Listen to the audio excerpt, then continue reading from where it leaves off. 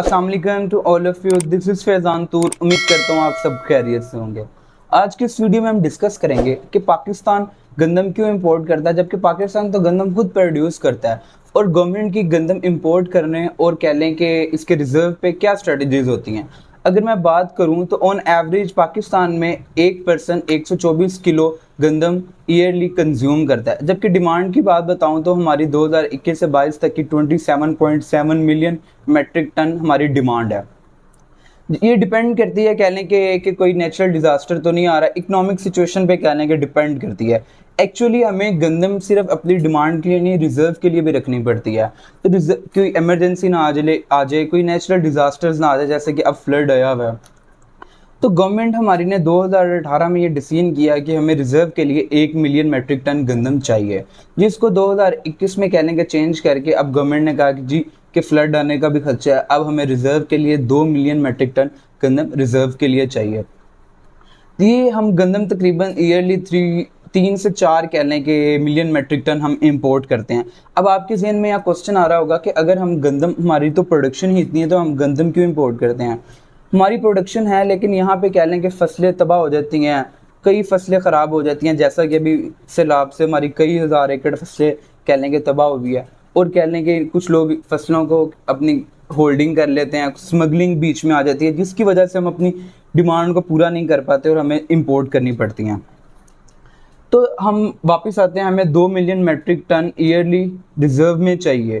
तो गवर्नमेंट ने कहा है कि 1 मिलियन, अभी गवर्नमेंट ने कहा जी 1 मिलियन मेट्रिक टन हमारी पहले ही रिजर्व में मौजूद है इस साल, तो हमें मज़ीद 1 मिलियन मेट्रिक टन गंदम चाहिए इस साल के लिए, ताकि हम 2 मिलियन मेट्रिक टन गंदम रिजर्व के लिए रख सकें।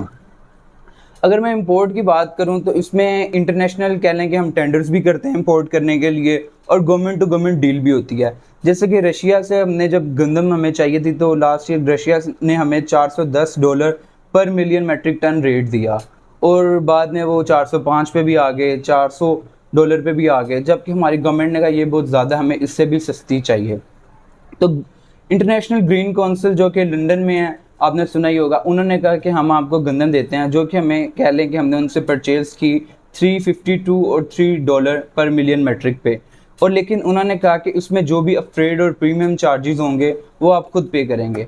अगर उसकी कॉस्ट लगाते हैं, तो वो गंदम कराची तक आते आते तकरीबन हमें 394 और $3 पर मिलियन मेट्रिक पड़ जाती है, जो कि कह लें कि तकरीबन रशिया जितनी कॉस्ट हमें पड़ जाती है। लेकिन हमारी गवर्नमेंट ने यहाँ पे कह लें कि रशिया को मना कर दिया कि भाई हमें नहीं चाहिए, जिसकी वजह से हम उनसे आजकल इंपोर्ट कर रहे हैं। तो अगर हम देखें करंट सिचुएशन को, हमारी कई फसलें तबाह हो चुकी हैं सैलाब की वजह से, सैलाब ने हमारी हज़ारों एकड़ तबाह कर दी हैं।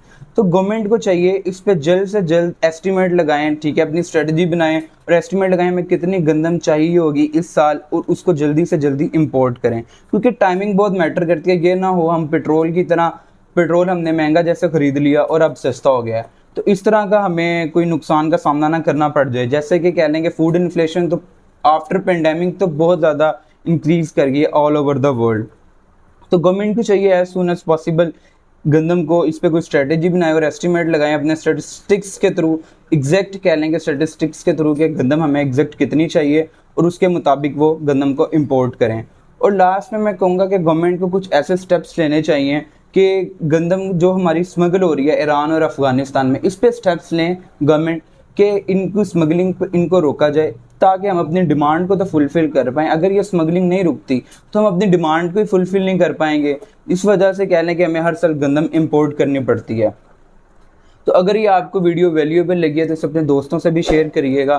तो इसी के साथ मैं अपनी वीडियो को ख़त्म करता हूँ। आगे भी आप मज़ीद इन्फॉर्मेटिव वीडियोज़ अगर चाहते हैं तो हमारे इस चैनल को सब्सक्राइब कर लें। शुक्रिया, अल्लाह हाफ़िज़।